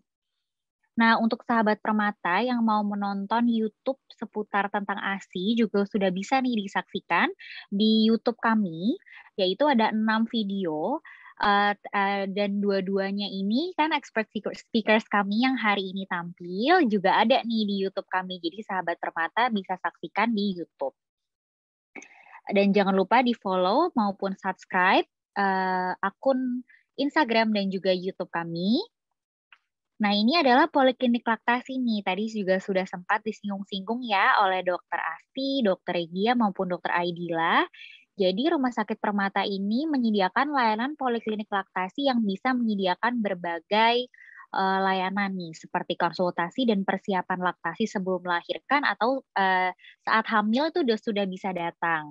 Lalu visitasi laktasi setelah melahirkan nih. Lalu misalnya ada bayi dengan kesulitan menyusu, berat badannya sulit naik, bingung puting, mau relaktasi, misalnya payudara bengkak, lalu mastitis, konsultasi dengan ibu yang baby blues misalnya, pada ibu bekerja, dan sebagainya yang bisa sahabat Permata dapatkan di rumah sakit kami. Selain itu, tentang MPASI, laktasi pada kondisi khusus maupun pada saat masa penyapihan. Dan juga untuk bayi adopsi nih, sahabat Permata bisa juga. Nah, untuk jadwalnya di Rumah Sakit Permata Depok kita ada setiap hari dari mulai hari Senin sampai hari Minggu. Sedangkan untuk di Rumah Sakit Permata Bekasi juga dari hari Senin sampai hari Sabtu ada tiap hari. Nah, untuk di Permata Depok kami ada 8 dokter konselor laktasi dan diketuai oleh Dr. Asti Praborini, spesialis anak IBCLC. Ini nama-nama dokternya. Di Rumah Sakit Permata Bekasi terdiri dari 6, diketuai oleh Dr. Aidila Septarini, spesialis anak. Dan kami di Rumah Sakit Permata Depok juga menerima sertifikasi pelayanan obstetri neonatal emergency komprehensif atau PONEK terbaik sekota Depok. Nah, kita juga sudah sertifikasi nih sahabat Permata RSSIB atau Rumah Sakit Sayang Ibu dan Bayi. Jadi untuk sahabat Permata yang mau lahiran di Rumah Sakit Permata Depok maupun Permata Bekasi jangan ragu lagi ya. Nah, selain itu kami juga memiliki layanan rehab medik maupun fisioterapi yang bisa melayani berbagai keluhan nih, mulai dari okupasional terapi, terapi wicara, misalnya ada speech delay, lalu nyeri otot, low back pain, pemulihan pasca cedera, dan sebagainya. Dan juga telemedicine Rumah Sakit Permata yang sekarang sangat dibutuhkan ya, mulai dari COVID maupun non-COVID, itu kami melayani di Rumah Sakit Permata Depok maupun Rumah Sakit Permata Bekasi. Nah, dan kita juga mau menyampaikan kembali nih, tadi sudah diulang-ulang ya sama Dr. Asti Praborini, bahwa Rumah Sakit Permata Keluarga Husada Group kami merupakan fasilitas kesehatan yang mendukung penuh pemberian ASI pada bayi. Nah, jadi pada maternity ward kami atau rawat inap kami yang khusus ibu atau misalnya ibu yang pasca melahirkan, kami mendukung IMD atau inisiasi menyusui dini setelah ibu melahirkan, lalu rawat gabung ibu dan bayi, jadi tidak ada ruang bayi sehat ya, dan visitasi dokter konselor laktasi di rawat inap. Dan ini berlaku untuk pasien umum maupun BPJS ya sahabat Permata, jadi keduanya asuransi pun juga kami bisa. Ya, dan juga untuk sahabat Permata di sini, jadi kalau di Rumah Sakit Permata Keluarga Husada Group itu selain divisit oleh dokter obgyn, dokter anak, tetap ada dokter konselor laktasinya yang khusus memperhatikan terkait seputar masalah laktasinya pada hari-hari pertama. Nah, untuk bulan ini kita ada promo nih untuk paket melahirkan di Rumah Sakit Permata Depok 17%, sedangkan di Rumah Sakit Permata Bekasi itu paket kamar rawat inap yang VVIP itu diskon 17%. Dan juga 8% untuk kelas 1, 2, dan 3. Nah, selain itu di Rumah Sakit Permata Group kami juga ada PMC atau Permata Moms Club. Jadi ini merupakan layanan pendampingan ibu dari mulai hamil sampai nanti pasca melahirkan, dari mulai konsultasi dokter kandungan, ada senam hamil, home visit, konsultasi laktasi, foto bayi, personal assistant, free souvenir menarik, dan berbagai diskon lainnya jika sahabat Permata bergabung di PMC kami. Ini juga ada paket isolasi mandiri yang bisa sahabat Permata tanya-tanya lebih lanjut mulai dari harga 1 juta saja di Rumah Sakit Permata Depok. Nah, mau mengingatkan lagi nih sahabat Permata, layanan-layanan tadi jangan lupa untuk disimpan, diingat nih. Setelah follow akun kami, lalu share manfaat dan kesan dari webinar Rumah Sakit Permata malam ini, dan layanan apa saja nih yang diberikan oleh klinik konselor laktasi Rumah Sakit Permata, lalu posting di Instagram sahabat Permata di sini dengan tag Rumah Sakit Permata Depok dan Rumah Sakit Permata Bekasi. Nah, postingnya ini bebas nih, boleh di story maupun di feed. Nah, nanti 25 orang akan memenangkan hadiah. 3 orang pemenang akan mendapatkan voucher diskon 30% konsultasi laktasi di Rumah Sakit Permata Depok. Lalu 3 orang mendapatkan buku anti ribet MPASI nih, ditulis oleh salah satu speaker kami, Dr. Asti, dan nanti 2 buku anti stres menyusui. Nah, terus ada juga 1 tas goodie bag Rumah Sakit Permata berisikan ini semua yang nanti dimenangkan oleh 10 orang pemenang. Dan juga 5 voucher senam hamil, 2 roti dari Lupka. Dan jangan lupa untuk tetap ikut sampai akhir dan nanti mengisi link feedback di tiny.cc/feedback laktasi dengan hurufnya tidak caps lock ya. Baik, ini adalah akun kami dan sahabat Permata bisa dicatat nih nomor Rumah Sakit Permata untuk melakukan reservasi maupun tanya-tanya. Baik, sekian presentasi dari saya. Terima kasih. Saya kembalikan kepada Dr. Regia. Terima kasih, Dokter. Terima kasih Dokter Ira atas pemaparannya. Untuk panitia, rencana untuk sesi foto bersama di saat-saat ini sebelum talk show? Boleh, Dok. Silakan. Untuk sahabat Permata, boleh nyalakan video, lalu kita akan foto bersama terlebih dahulu sebelum nantinya akan ada talk show menarik nih. Boleh dinyalakan dulu videonya. Mungkin yang mau pakai kerudung dulu, silahkan. Mungkin lagi nyusuin. Sambil nyusuin, sambil dengerin webinar nih malam-malam. Wah, ini ada ayah ASI nih. Wah, luar biasa. Baik, saya izin ambil untuk slide pertama dulu. Oke, senyum ke kamera. 1, 2, 3. Baik, next slide. 1, 2, 3. Oke, sekali lagi ya. 1, 2, 3. Oke, sudah dokter. Silakan kepada Dokter Regia, boleh dimulai dok talk show-nya. Terima kasih Ira dan panitia. Untuk selanjutnya kita akan masuki talk show, tapi sebelumnya kita mau mengundang Bunda Vicky. Sudah hadir ya Bunda Vicky ya, salah satu pasien kami yang terkonfirmasi positif COVID dan tetap menyusui bayinya. Oke, nah saya mau perkenalkan terlebih dahulu tentang Bunda Vicky. Bunda Vicky memiliki 1 anak ya, dan saat ini masih busui ya. Iya, usianya berapa berarti sekarang nih Bu Vicky? Sekarang sudah baru masuk usia 9 bulan, alhamdulillah. Iya. Nah, kisah singkatnya sebenarnya sekeluarga ya, Bunda Vicky ini positif COVID semua, bahkan sempat dirawat di Rumah Sakit Permata Depok bersamaan dengan suaminya serta anaknya, dan anaknya juga ikutan positif. Iya, dan tetap didukung untuk menyusui. Ya, saat ini masih menyusui ya. Dan kayaknya makanan MPASI-nya lahap banget tuh ya. Sekarang udah MPASI. Alhamdulillah. Nah, untuk lebih lanjutnya kita mulai aja untuk sharingnya. Jadi Bunda Vicky bisa cerita lebih lanjut, lebih lengkap lagi. Baik, terima kasih banyak Dokter Regia untuk waktunya. Terima kasih juga untuk Permata Group. Selamat malam semuanya, sahabat Permata, Dokter Asti, Dokter Aidila, Dokter Safira, dan Dokter Regia. Izinkan saya untuk sedikit cerita mengenai kisah saya dan keluarga saat terkena COVID-19. Saat itu yang pertama terinfeksi COVID itu suami saya. Jadi waktu itu tanggal 20 Januari 2021, suami terinfeksi COVID-19. Beliau ada gejala malam hari demam, pilek, kemudian mata merah, pengecapan juga tidak berasa. Nah, saat itu kita udah waspada tuh. Saat itu kita sudah langsung pisah kamar. Untuk ceritanya tadi sekilas ya, bahwa ternyata yang terkonfirmasi positif terlebih dahulu adalah suaminya, karena mungkin suaminya juga masih aktif untuk akhirnya berkegiatan di luar dan bekerja, dan terkonfirmasi terlebih dahulu dengan gejala gitu. Oke, Ya, sudah halo mengerti. dokter. Oke deh. Oke, Kemudian lanjutkan. ya, saya lanjutkan. Hari ketiga setelah muncul gejala, suami baru tes coba swab, kemudian hasilnya positif. Kemudian saat itu juga aku langsung arahkan suami untuk segera lapor ke tempat bekerjanya, kemudian lapor ke puskesmas tempat, paguyuban tempat tinggal, dan saya juga arahin untuk segera ke UGD karena setahu saya positif COVID itu perlu di screening ya dok ya, sahabat permata. Nah, dari situ besoknya saya juga tes swab dengan anak karena kami tinggal bertiga dan otomatis pasti kontak erat ya.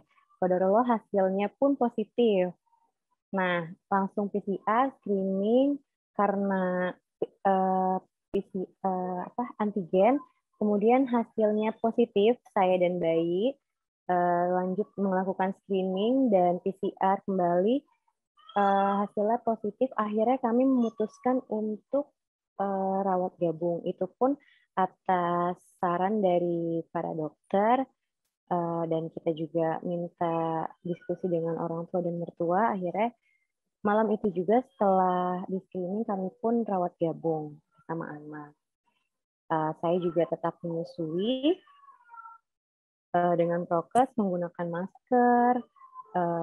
Saat itu ketika positif, karena saya merupakan pasiennya dokter Asti dan tim laktasi, saya langsung hubungi dokter Regia, dok, saya positif nih dok, gimana ya? Nah dokter Regia, lanjutin aja menyusuinya, terapinya. Kebetulan saya 2 hari lagi, harusnya besok tuh kontrol ke dokter Asti, namun karena dirawat, jadinya sebulan kemudian saya baru kontrol kembali ke dokter Asti.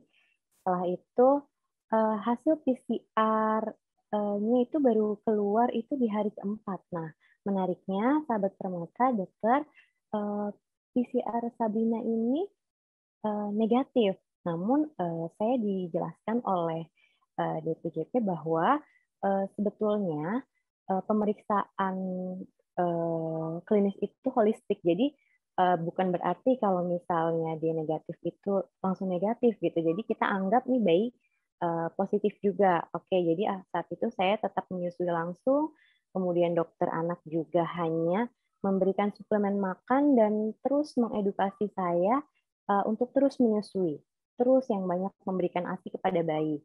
Kemudian saya dirawat di Rumah Sakit Permata Depok selama 7 hari. Setelah itu saya lanjut isoman di rumah bersama suami dan anak saya. Dan anak saya yang bayi 3 bulan itu dia lebih cepat negatif di tanggal 5 Februari. Namun saya tetap menyusui langsung, tidak pisah. Selanjutnya saya dan suami PCR kembali di tanggal 8. Alhamdulillah hasilnya sudah negatif. Sempat di tengah-tengah terinfeksi COVID itu sempat galau ya. Apakah saya harus pisah dengan bayi? Apakah bagaimana, tapi saya yakin bahwa di dalam ASI ini tidak mengandung virus COVID, justru ASI ini adalah yang memiliki zat antibodi. Jadi penyakit apapun saja bisa, apalagi virus ini gitu ya. Jadi saya tetap memberikan ASI kepada anak saya.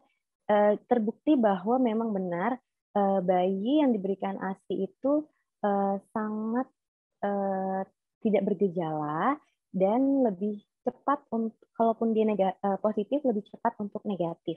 Itu sih pengalaman saya. Menarik banget ya, demikian, berarti dokter. ya Bu Vicky ya. Ceritanya dan sangat support sekali juga. Dan kebetulan memang Bu Vicky sebelumnya memang pasien kami ya. Jadi pada saat akhirnya terjadi kondisi suami yang positif dan akhirnya ada kontak erat, terus akhirnya positif semua gitu, bisa langsung infokan, dan alhamdulillahnya Bu Vicky mengikuti arahan kami ya, bahwa ternyata rekomendasinya memang tetap menyusui. Nah sekarang ini seru banget ceritanya, kita memasuki sesi talk show dengan Dr. Asi dan Dr. Ai, karena sudah pertanyaan udah banyak yang masuk nih. Oke, untuk pertanyaan yang sudah masuk ke dalam ini boleh panitia tampilkan untuk slide pertanyaan. Oke, untuk pertanyaan pertama dari Ibu Ade Depok. Dok, bagaimana cara memperbaiki suplai ASI ibu dan adakah tips untuk mempertahankan suplai ASI bagi ibu bekerja? Terima kasih, Dok. Mungkin untuk pertanyaan bisa dijawab dengan Dokter Rini atau Dokter Ai. Oke, jadi Bu Ade, ya, ingat ya bahwa menyusui itu manfaatnya banyak banget, ya. Jadi kalau kerja, bayinya itu tetap harus disusui kalau pulang kerja. Nanti kalau di kantor baru pompa, gitu aja. Nah, untuk mempertahankan suplai itu gampang sekali. Jangan pada saat kerja bayinya dikasih pakai dot, ya. Jadi tetap dikasihnya harus pakai cangkir kecil kayak cangkir gede. Kalau anaknya udah gede jangan pakai dot, karena kalau pakai dot lama-lama produksi ASINya turun, ya. Lama-lama produksi ASINya turun. Kalau masih ada ragu-ragu, adik silahkan datang ke Rumah Sakit Permata Depok. Rumahnya kan di Depok kan. Hari Minggu juga buka loh klinik laktasinya. Kalau misalnya bingung-bingung nih gimana nih kerja, ya datang aja hari Minggu atau hari Sabtu. Kami buka ya, silakan datang kalau ragu-ragu.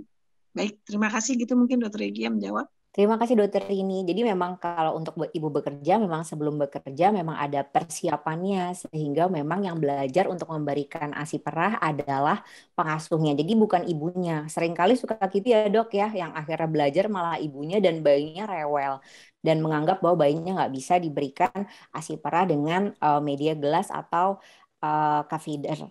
Nah selanjutnya untuk pertanyaan selanjutnya dengan Ibu Herunisa dari Bogor. Izin bertanya dok, saya awalnya direct breastfeeding lalu terkonfirmasi positif COVID. Sekarang sudah penyintas COVID tapi tetap direct breastfeeding ke bayi dan diseling pakai dot. Walaupun diseling dengan dot, alhamdulillah bayi tidak bingung puting. Tapi sepertinya volume menyusui ASI berkurang. Apakah bisa bayi full direct breastfeeding kembali seperti semula? Nah ini dia, bayinya tuh mula-mula belum bingung puting loh. Belum, ntar lama-lama pasti bingung puting. Ya. Kemudian volumenya pasti berkurang karena bayi itu ngisepnya jadi ngaco. Nih, kalau misalnya bayinya ngisepnya musia begini, di areola jadi diputing. Lama-lama kalau bayi dipakai dot itu, ASI ibunya berkurang. Akhirnya terpaksa deh campur susu kaleng. Lama-lama jadi nggak netek. Ya, apakah bayi bisa full DBF kembali seperti semula? Oh, bisa banget. Silahkan datang, rumahnya di Bogor, berarti deketnya ke Permata Depok. Ya. Jangan minum. Jadi jangan minum, oh ASINya berkurang, minum booster ASINya terus tetap ngedot. Ya nggak bisa. Kuncinya itu di hisapan bayi bukan di booster ya. Kalau bayinya ngedot melulu terus dikasih booster, ASINya nggak bakalan banyak ya. Hairunisa, dari namanya Hairunisa. Kita tahu nih Muslim ya kira-kira. Jadi ingat ya, Allah itu perintah Allah, bukan perintah saya. Netek langsung di payudara ya. Jangan pakai dot. Kalau nggak boleh pakai dot itu perintah WHO dan peraturan pemerintah kita, bukan aturan saya. Jadi emang sudah disurvei bayi itu kalau pakai dot akan mengurangi lama menyusui. Durasi menyusuinya yang mestinya 2 tahun jadi cuma 6 bulan, cuma 9 bulan kayak gitu atau setahun, tapi nggak bisa 2 tahun. Ya. Terima kasih dokter ini atas jawabannya. Awalnya berarti dari parsial ya dok ya, sampai akhirnya nanti lama-lama bayinya jadi nggak mau karena flow-nya kesannya tidak deras ya dok. Iya, tidak deras. Jadi bingung puting ada yang parsial, ada yang total. Yang tadi di video itu yang total ya. Yang total aja bisa, apalagi kalau parsial begini. Bisa, mudah-mudahan nggak perlu dirawat kalau yang model masih bisa netek ya. Betul. Oke, selanjutnya untuk pertanyaan selanjutnya dari Bunda Meli dari Banda Aceh, Dear Dr. Asti, sebagai konselor menyusui non-nakes, saya kadang agak kurang pede mengkonseling ibu yang mesti relaktasi. Apakah konselor menyusui non-nakes bisa berhasil membantu ibu untuk relaktasi, dok? Bisa dong. Apa sih yang nggak bisa ya? Mel, tadi kan saya udah bilang bisa. Nah, tapi jadi nanti besok ada acara di IKMI juga ya tentang relaksasi yang lebih detail karena ini kan nanti konselor menyusui semua. Jadi nanti mungkin besok jam berapa ya? Jam 12, jam setengah 1 tuh ada acara dari Ikatan Konselor Menyusui Indonesia, nanti Meli ikut aja, situ step-stepnya lebih jelas. Kalau Meli kurang jelas, silahkan datang boleh ke Permata Depok belajar. Nanti hubungin Dr. Egi ya, diatur, boleh kok belajar praktek bareng saya, kira-kira 2 minggu ya. Bareng Ya, saya betul. dengan tim, kami di Permata Depok membuka semacam apa ya, belajar ngeliat-ngeliat, karena kalau cuma teori-teori aja kan kita nggak jelas ya. Belajar silahkan datang ya Mel, nggak apa-apa. Tapi lagi COVID, nggak apa-apa sih, datang aja naik pesawat terbang. Kalau kamu nggak punya bayi, kita belajar semakin cepat, semakin baik, karena nanti akan banyak orang yang bisa kita tolong. Dengan Elizabeth dari Jakarta, Dok, izin bertanya bagaimana terkait obat-obatan yang dikonsumsi oleh ibu positif COVID, bahkan sampai memakai obat-obatan antivirus dan antibiotik yang konon dibilang obat keras seperti Favipiravir atau oseltamivir, azitromisin, bahkan ivermectin. Apakah ASI-nya masih tetap dalam batas aman untuk terus dikonsumsi atau ada obat-obatan tertentu yang membuat ASI tidak boleh diberikan? Banyak banget pertanyaan seperti ini ya. Mungkin Dr. Aidila boleh dijawab, Dok? Ya, terima kasih Dr. Regia. Ya, betul, ini mungkin salah satu kekhawatiran ibu-ibu yang positif COVID, apakah bisa nyusuin atau tidak ya. Jadi prinsipnya ada jurnalnya tuh memang sudah meneliti ya, antivirus semua tuh diteliti. Yang disebut aman oseltamivir, azitromisin itu aman. Favipiravir dan remdesivir yang biasanya memang diberikan pada ibu-ibu yang di rumah sakit dirawat inap, remdesivir ya, kalau favipiravir masih bisa kalau ibunya dirawat di rumah atau isoman. Nah, itu memang bisa masuk melalui ASI, tapi memang obat-obat itu tidak diserap oleh bayi. Jadi mayoritas tidak akan memberikan efek samping apapun pada bayinya. Ada juga jurnal yang menyatakan bahwa antivirus yang cukup optimal untuk pengobatan COVID ya, remdesivir dan favipiravir, itu boleh tetap diberikan ASI-nya, tetap boleh nyusuin, ibunya juga boleh tetap nyusuin, karena walaupun tadi ya diserap melalui ASI juga tidak diserap oleh bayinya. Hanya pada bayi-bayi yang neonatus, mungkin bayi-bayinya baru lahir, itu ada sedikit yang menyatakan bahwa bayinya dipantau. Terkadang ada sedikit efek samping, misalnya seperti mual, muntah, atau diare, dan sedikit peningkatan enzim hati pada bayi. Tapi bukan berarti tidak boleh. Tetap boleh diberikan, tapi dengan pemantauan. Gitu. Terima kasih, Dokter. Ya, Berarti sama-sama. jawabannya sebenarnya masih aman untuk diberikan ya. Jadi bunda-bunda semua nggak perlu khawatir dengan obat-obatan yang dikonsumsi karena tidak diserap oleh bayi. Oke, semoga menjawab deh, karena banyak juga pertanyaan seperti ini ya Dokter Ai ya. Iya, banyak sekali. Khawatir untuk tetap menyusui karena obat-obatan. Pertanyaan selanjutnya dari Bunda Sarah dari Tangerang. Selamat malam, izin bertanya Dok. Tidak bisa dipungkiri bahwa akses untuk relaksasi di rumah sakit mungkin tidak accessible, buat semua kalangan. Dalam artian harus ada biaya yang tidak sedikit untuk rawat inap. Apakah mungkin jika dilakukan di rumah? Kira-kira apa yang bisa dilakukan para ibu di rumah dan apa yang harus dipersiapkan? Kalau berkenan, apa boleh Dok share kisaran biaya yang dibutuhkan? Mungkin ini tadi ya Dok ya, yang Dokter ini sempat bahas soal pembiayaan. Iya, tadi yang nanya biaya itu ya, satu, tolong dipertimbangkan kalau tidak menyusui nanti biayanya akan lebih besar. Kedua, tidak bisa memutuskan relaksasi sendiri di rumah tanpa bimbingan. Silakan datang dulu ke klinik laktasi, nanti kami akan di Permata Depok atau Permata Bekasi, nanti kami yang akan menilai apakah ini perlu dirawat atau tidak.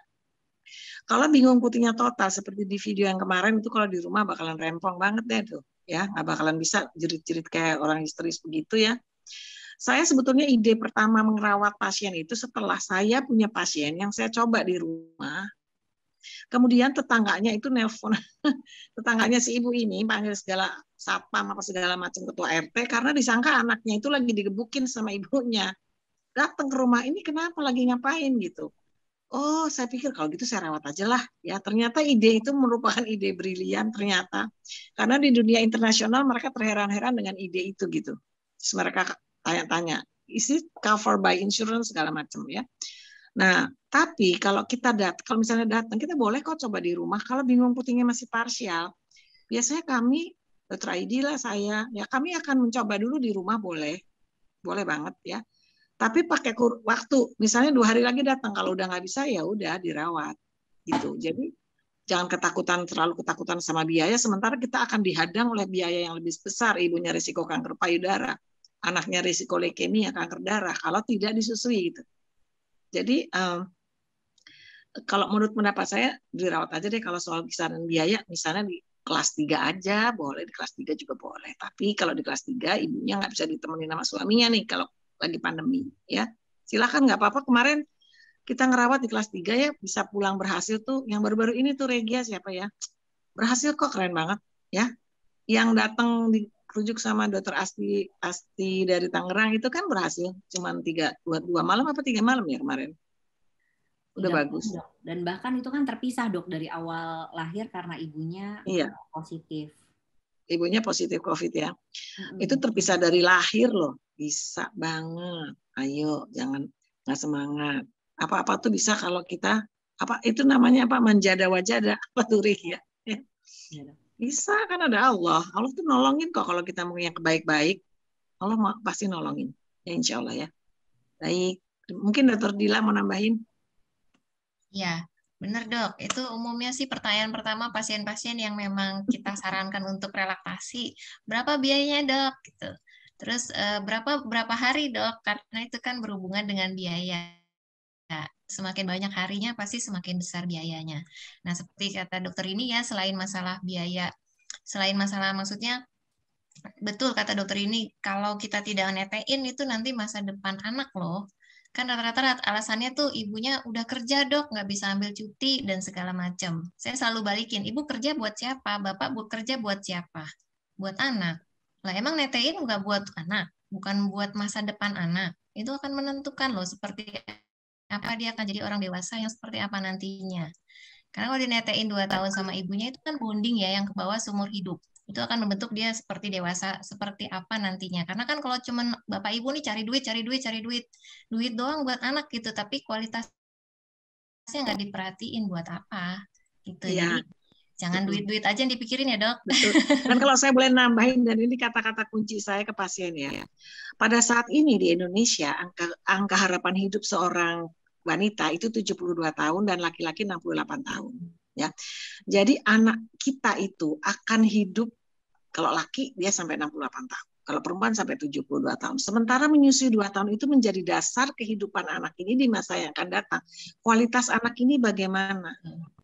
Anak itu jadi percaya diri, jadi segala macam ya. Jadi bagus banget lah. Terus yang paling penting ada ikatan batin ibu dan bayi yang akan kita sesali di masa yang akan datang kalau kita nggak netain. Anaknya dicuek bebek, ibunya menyusui. Oleh karena itu apalah artinya kalau kita buang waktu, kalau dibilang buang ya, cuma 5 hari dirawat untuk seluruh kehidupan dia nanti. Anak itu di 68 tahun, 72 tahun, kehidupan kita juga. Anaknya bandel, susah diatur, aduh sedih deh. Makanya itu sebabnya Allah di Quran tuh ngomong sampai banyak banget disuruh netein, karena itu nanti advantage-nya untuk kita. Jadi nggak usah mikirin ntar duit gua begini, aduh udahlah rawat aja. Kalau memang perlu ya, kalau mau coba di rumah dulu boleh ya. Datanglah ke klinik laktasi kita. Nanti kita yang nilai, insya Allah ya, bisa dibantu. Betul banget ya dok ya, soal materi, berarti kalau misalnya susu formula, apalagi semakin besar anak, pasti keinginan untuk susunya kan tambah banyak, sebenarnya mahal banget gitu ya. Jadi lebih hemat dan akan jauh lebih sehat sih untuk anak dan ibunya juga ya dok ya. Oke, pertanyaan selanjutnya dari Bunda Agatha Rezki. Oke, yang tadi ya. Dari Sawangan Depok, dok, adakah tips untuk anak saya yang tangkai agar efektif dalam menyusui karena lebih suka melepas mulutnya dari payudara saya. Jadi saya harus sering tempelkan lagi untuk menyusui. Bagaimana cara untuk mengetahui bahwa anak kenyang ASI? Saya belum sempat ke rumah sakit untuk operasi tangkai karena sekeluarga sempat terpapar COVID. Terima kasih atas jawabannya, dok. Monggo dijawab lagi, dokter. Oke, Agatha. Keren banget ya Agatha ya. Berarti Agatha ini pro menyusui ya, Bunda Agatha ya. Bagus banget. Kalau sempat terpapar COVID kan sekarang udah enggak, datang aja. ya ke rumah sakit, segera bawa suaminya ya. Dan bawa bayinya silahkan sekali. Ini kalau rumahnya di Sawangan kan berarti ke Permata Depok. Deket banget, cuma sepelemparan batu. Pasien kita tuh ada yang datang dari pulau lain loh. Datang aja, nggak usah takut ya. Menurut pendapat saya, datang ke rumah sakit itu lebih nggak nakutin daripada ke tempat umum lain. Karena kalau di rumah sakit, orang-orang yang ada di situ semua udah divaksin. Kalau kita pergi kemana? Kemana lah ke tempat keramaian lain, itu kan belum jelas orangnya semua udah divaksin apa belum ya. Datang aja. Nanti di pengerjaannya kalau memang ada tongtai, ini siapa yang bilang ada tongtai dia, oke lah misalnya ada tongtai, kita kerjain cuma 10 detik, udah guntingnya tuh cuma 10 detik, terus kita jadi enak neteinnya. Tapi kita lihat dulu nih bener ya, Bunda Agatha bener ada tongtai apa enggak. Silakan datang, jangan ragu-ragu ya. Terima kasih, mungkin udah menjawab Dokter Egi ya. Terima kasih Dokter ini. Untuk pertanyaan selanjutnya, kita pertanyaan sampai dengan sekarang jam 9:24, sekitar 6 menit lagi untuk sesi talk show ini. Untuk pertanyaan selanjutnya dari Bunda Anissa dari Tangerang, izin bertanya dok, bayi yang sudah bingung puting sekarang umurnya 4,5 bulan, apakah peluang masih besar untuk direct breastfeeding? Kemudian ASI saya sudah sangat berkurang, apakah bisa ada lagi isinya? Seperti video ya dok, dokter ini nih ya. Iya, Bu Anissa ini kan anak kandung ya, anak adopsi aja bisa loh. Anak kandung, insya Allah keluar lagi, santai aja. Cuman harus dibawa lagi ke kita, mungkin saya lihat nanti 4,5 bulan masih kecil, bisa insya Allah. Datang aja. Tangerang boleh datang ke Permata Bekasi, boleh. Ke Permata Depok, boleh silahkan. Kami sangat terbuka. Ya. Kenapa sih sebenarnya gini ya, Anissa ini Muslim. Sebenarnya gini, kenapa sih ini Permata Depok nih kok kita ini kok rajin banget ya, suruh-suruh ibu netein. Karena menyusui itu perintah Allah, itu aja deh. Sama kayak orang puasa, sholat, ini disuruh sama Allah soalnya. Jadi kami itu berkomitmen begini, siapa yang datang ke kami, itu berarti sebetulnya yang menggerakkan hati kalian ikut webinar, kita ikut webinar, ini kan juga Allah. Kalau enggak ngapain dengerin ginian? Mendingan nonton drakor. Tapi kan kalian di sini itu digerakkan hatinya oleh Allah untuk ikut ini, untuk menyusui. Dan kami ini ketitipan, seolah kalau saya tuh gini, aduh aku ketitipan sama Allah nih, Anissa datang mau netein, ini Allah nih yang ngirim. Jadi kita membantu, tim kami itu membantu itu karena itu perintah Allah, dan kami kita semua akan dihisap. Saya akan dihisap, jangan sampai nanti saya kerja sembarangan terus saya ditanya, itu kenapa Ibu Anissa udah datang sama kamu kok nggak bisa netein juga, ya misalnya gitu, ya kan? Jadi itu serius gitu, nangannya sangat serius. Silakan aja datang. Insya Allah bisa. Ya kalau tadi saya sudah bilang, keberhasilannya 91,4%. Dari 10 ibu bayi yang kami rawat, 1 itu memang gagal. Ya, supaya nggak sombong, kali nggak ujub. 1 gagal. Ternyata setelah dilihat-lihat, gagalnya itu 1, nggak ada dukungan keluarga. Ya kan, misalnya, makanya harus bawa bapaknya, maksudnya bapaknya bayi. Ya. Dan yang kedua, bayinya udah kegedean. Udah umur 18 bulan, udah susah, udah lari-larian. Ya, kalau 4,5 bulan, insya Allah Anissa masih bisa ya. Baik, terima kasih. Terima kasih dokter ini. Untuk pertanyaan selanjutnya dari Sabrina dari Malang. Dok, apakah bisa melakukan relaksasi via telemedicine? Karena yang di luar kota banyak yang ingin sekali relaksasi, tapi belum tentu ada layanan relaksasi seperti di Rumah Sakit Permata Depok. Terima kasih. Nah, Dokter Dila mungkin bisa jawabnya dari Malang. Ya, terima kasih dok. Ya, dibilang tidak bisa banget sih sebenarnya tidak juga, karena semua kembali ke support system atau dukungan di rumah. Kebetulan saya pernah ada dok pasien bukan konsul telemedicine, bahkan cuma lewat direct message di Instagram saja itu saya bales, terus alhamdulillah katanya dokter saya berhasil, cuman buat kata dokter Ai cuma skin to skin, stop botol, kasih minum pakai gelas, dicoba relaksasi mandiri di rumah itu bisa. Jadi memang kuncinya support system di rumah, karena memang keberhasilan itu bukan semata-mata hanya karena dirawat di rumah sakit, bukan semata-mata karena ada dokter, ada perawat, tapi seberapa besar semangat dan keinginan ibu serta suami. Ini udah jelas ada penelitiannya ya dok, bahwa namanya suami itu kalau suami sangat mendukung, ayah ASI itu angka keberhasilan menyusui 2 tahun itu bisa 90%. 98%. Ya, tapi kalau suaminya tidak support, ya itu urusan kamu, bukan urusan saya. Itu angka keberhasilan menyusui itu langsung drop di bawah 20%.